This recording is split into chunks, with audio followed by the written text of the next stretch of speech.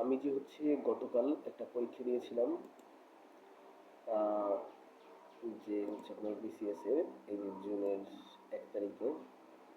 তো সেই পরীক্ষাটার মানে 140 দিনে 51তম বিসিএস প্রস্তুতি। আমার অবটেনিং মার্কস ছিল হচ্ছে 37, আউট অফ কত 50।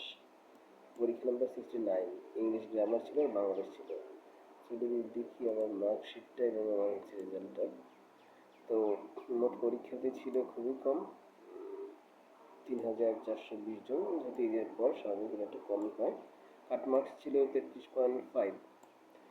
আমি হচ্ছে পরীক্ষাতে উত্তীর্ণের সংখ্যা 349, দ্যাটস মিন হচ্ছে আপনার অ্যারাউন্ড 10% আর কি, ঠিক 10%-এর আশেপাশে এরকম টিকানো হয় আর কি।